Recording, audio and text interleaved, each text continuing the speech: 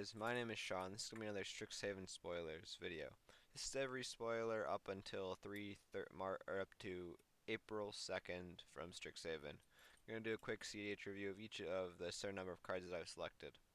Thank you guys for watching, and thank you for being subscribed. And if you enjoy, please like and subscribe. So our first card we have is Decisive Denial. It's a instant for a green and a blue that says target creature you control fights target creature you don't control and counter target non-creature spell unless its controller pays 3. So this is like a weird spell. It's kind of like, in my opinion, like the Simic kind of like Drown in the Lock effect. Where Drown in the Lock is counter a spell with converted mana cost less than equal to the number of cards in its graveyard and destroy target creature with the graveyard number of cards in graveyard. So it's kind of similar to this, with the fact that it counters a spell, its instant speed, and then it also is able to deal with the creature.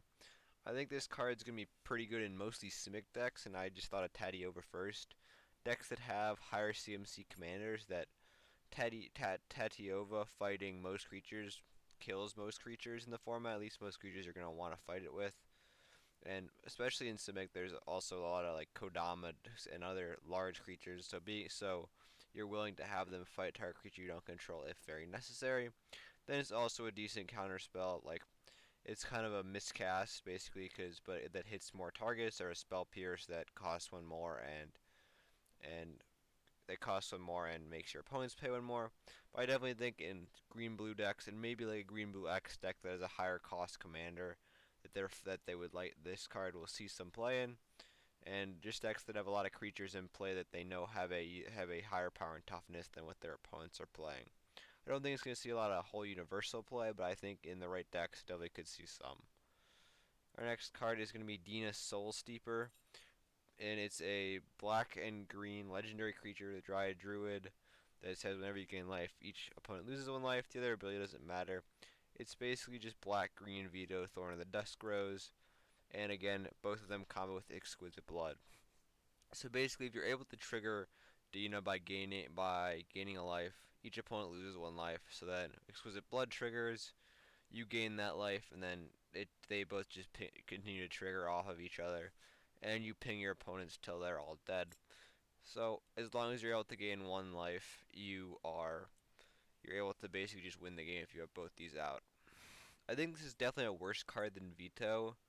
It does cost 1 less, but Veto actually like has some other ways to win. It has its other ability isn't the most relevant, but it's like if you're in a high stacks game, your Rule of Law out or whatever, you've had your Exquisite Blood exiled. You can't win through that. You are able to use Veto as kind of like a double damage that also gains you life, and so that can be powerful. But I think just green black has gotten better, and we can see that with Witherbloom Apprentice. Probably right now the best card in the set in most people's eyes, because it's just a 2-card win combo right now. It's kind of like a second, like definitely a worse Thassa's Oracle combo, but just another low mana 2-card combo. So they've definitely got that going for them. I think this card might see some decks. It's pretty easy to play. Definitely a good budget commander, because I don't know how much Exquisite Blood is. It actually might be an expensive card, but it looks like it could be a powerful commander just as a low color deck that wants to win pretty quickly, either with its commander and Exquisite Blood, or Witherbloom Apprentice and Chain of Smog. Next we have Tend the Pets. This is probably the biggest stretch on this list, and it's a instant for black and green that says an initial cost to cast a spell, sacrifice a creature, create X 1/1 black and green pest creature tokens with, doesn't really matter from here, and it's whenever where X is the sacrifice creature's power. So I kind of see this like a potential card with Razakath. If you're playing a lot of high CMC commanders, like as I said, Dargo is one of them, as you can see by the picture, and you have that in play, Tend the Pests basically just gives you a bunch of pests that you can sacrifice to Razakath to easily find your combo chain. I kind of relate it to Life/Death. Obviously, it's a way worse than Life/Death, but it does give you another Life/Death effect, and if you're playing one of these higher CMC commanders that has a high power and toughness, you will be able to get yourself a bunch of little pest tokens, and also it has that little ability of gaining life whenever the pest dies. So you actually are able to search more, especially if you're on low life. Like if you're in late game and you're on like 10 life with this, you've been pressured by opponents, you can use 10 up. You still get 5 searches. If not, you get additional searches due to the pests. So I think it's definitely a way worse effect than life and death, especially because it doesn't have that reanimation portion of death. But I still think it could be potential powerful card in a Rise of Kith list with a high CMC commander.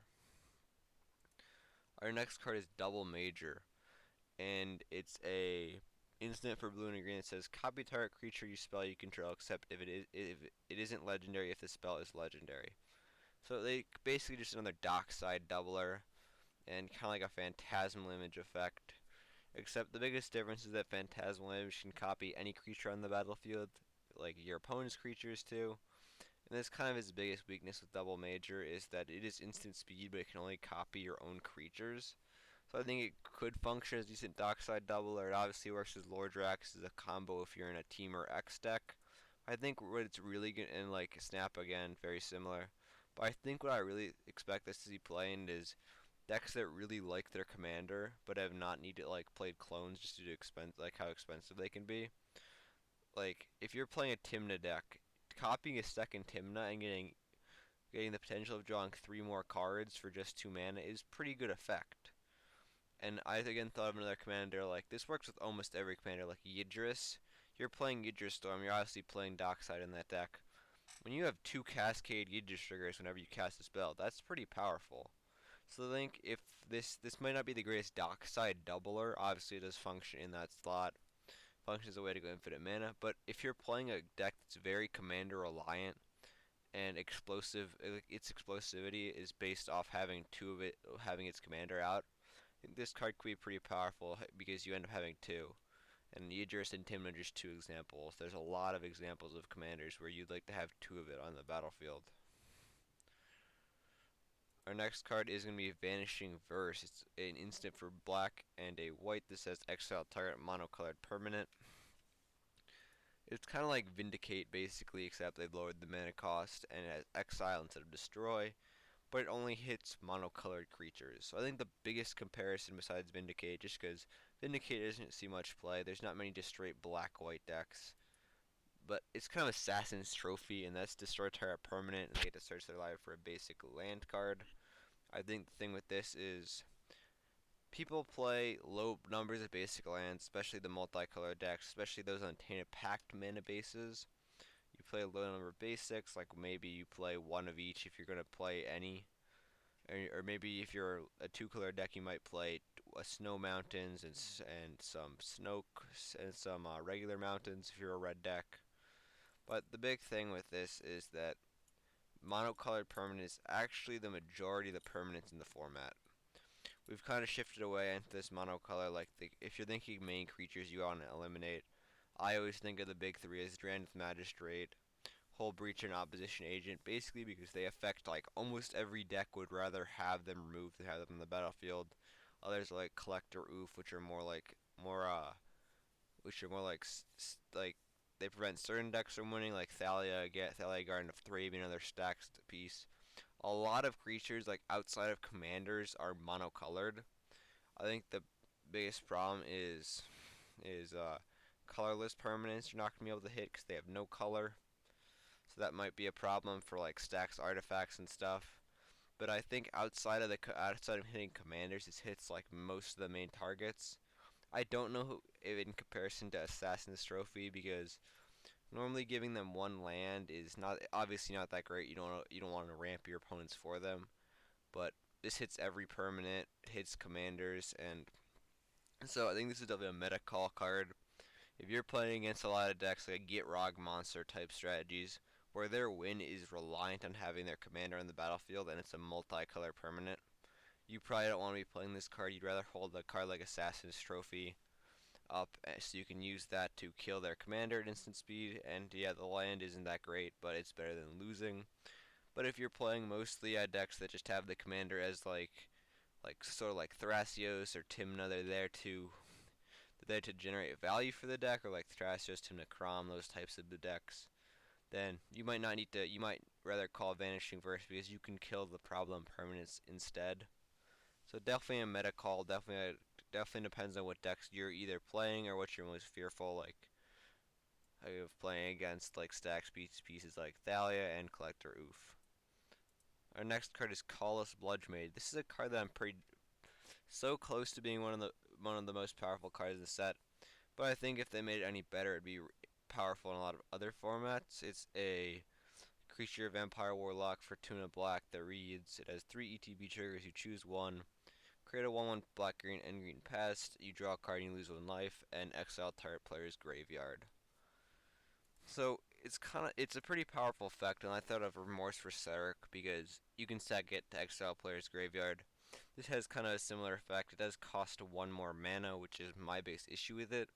This card was 1 and a black. I get that it'd be really strong, especially in other formats, because you have 3 relevant abilities, and you get to draw a card off it too, which is pretty good. So even if I wish they made it like a 2 mana 1/1 or something like that. But I think this card probably isn't going to see play, but it was really close to seeing play in a lot of Tymna builds, for the reason that you have 3 good options. If you need a card, you can use it to draw a card. If you need to exile target player's graveyard, you can do that. And also with Tymna, you can get it so you have 2 creatures off it, which means 2 attackers with Tymna, which means 2 potential more draw triggers than you already had. So I think there was definitely some potential with this card. I don't really know how good it is now at 3 mana. If it was at 2 mana, I would definitely say it's a very strong card, but at 3 mana, I think it loses a lot of its value. I think there's some very, again, like meta call. If you're playing a lot of graveyard-based strategies, and you're playing one of your own, like if you're playing a Razaket's Tymna list, maybe you want to play this card to deal with other graveyard strategies, or if you're playing some sort of like Jessica Tymna WGD list, you might want to play this, because with Tymna having the 2 creatures for 2-for-1 creature is kind of pretty good. So I don't know. I think this card would have been really good if it was a little bit cheaper, but I still think there's some potential if you're playing the right deck and you're in the right meta. Our next card is the Biblioplex, and it's a land that's add 1, and then basically the next ability, I'm not going to read it all out, is you can look at the top card of your library, sorcery, instant or sorcery, reveal it, put it into your hand. If not, you may put it into the graveyard or leave it on top. And you can activate this only if you have 0 or 7 cards. So the Magic over the years is kind of reprinted like good cards, like as you can see, like Jewel Lotus and Black Lotus, like you change it up a little bit. And this is the Library of Alexandria, basically.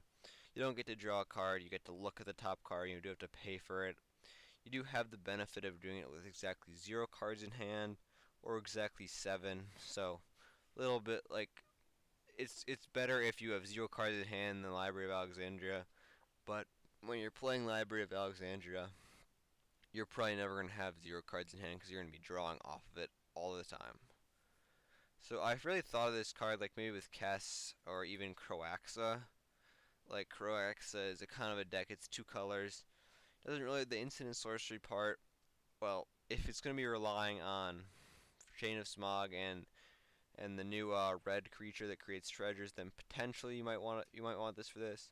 But I was thinking more of the graveyard part, revealing and putting into your graveyard. If you're really dead on cards, and you are in 2 colors, so you have the room in the land spot for it, you don't need a bunch of dual lands.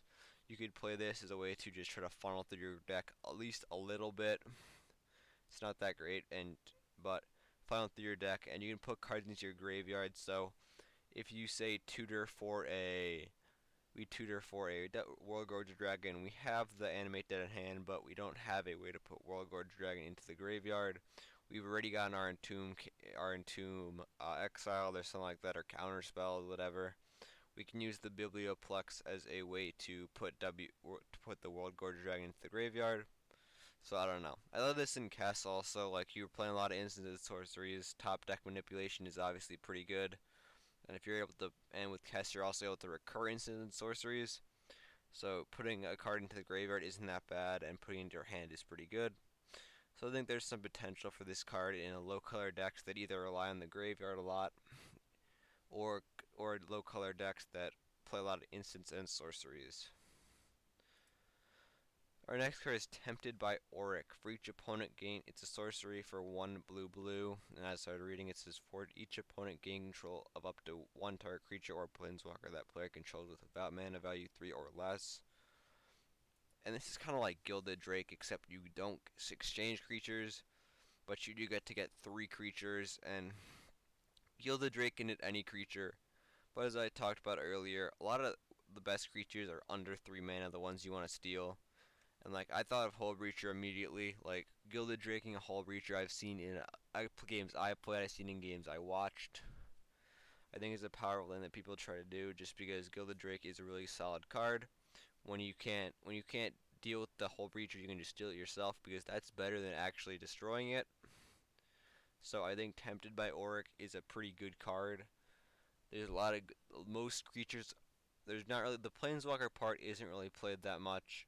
There's a few like Narset and Ashiok. You might be able to steal an Ashiok if you're playing like a Sisay against a Sisay deck, maybe, and then you can lock them out of searching their library, which is pretty good, but also kind of a meta call and kind of a hate.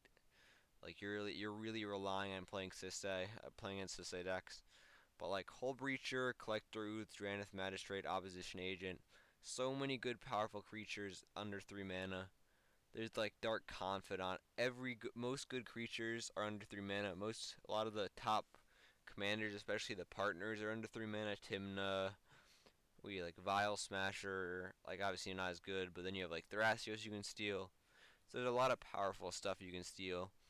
And I think low color blue decks might want this the most just due to the high casting cost. Like it's hard to get double blue, as we've seen with like the lowering amount of counterspell and mana drain.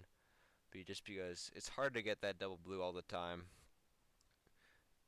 But in low color blue decks that can get this triple blue, I think this definitely will see play because you can steal 3 opponent's creatures, and in most situations you will get something good off of this.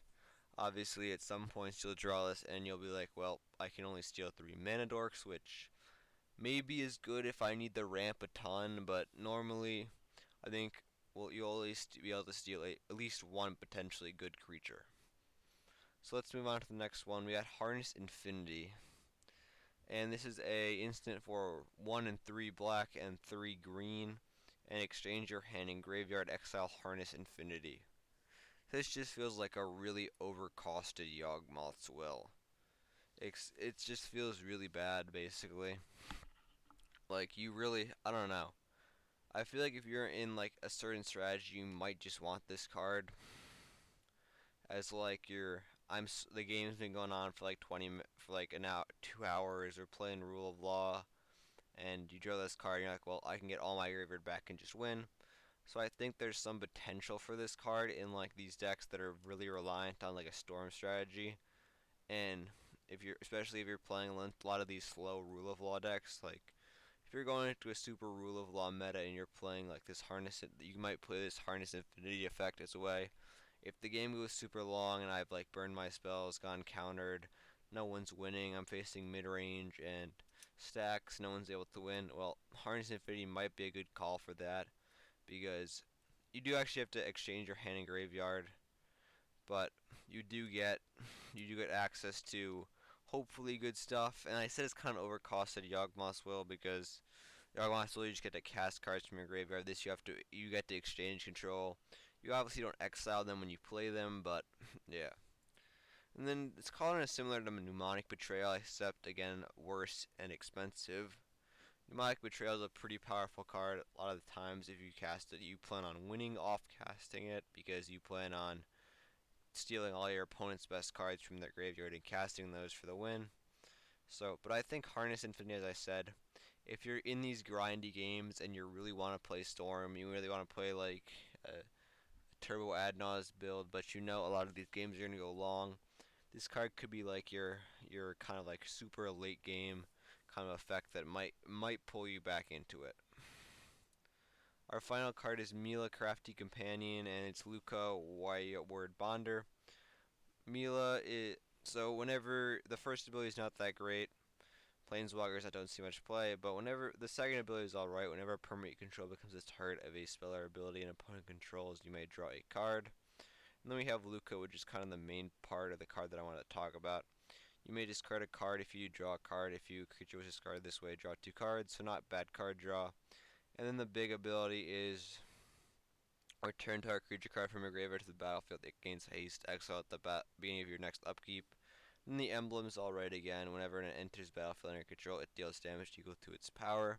This is like the ultimate Winota card. And the main reason for that is Winota's a deck that plays. Obviously, the wolf works as the fox works as a non-creature, as a non-human creature to trigger Winota. But Winota plays a lot of permanent-based combos, whether that be Kiki Jiki Zealous Conscripts, Splinter Twin Zealous Conscripts, or Splinter Twin and something.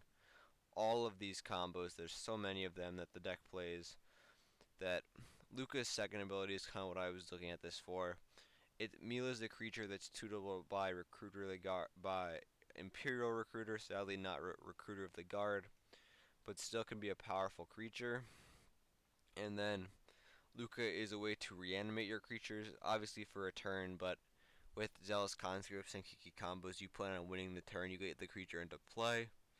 So I think that's the big thing is because people are going to interact with these combos, especially if you let them like out in the open, like you play your Kiki a turn early or something like that.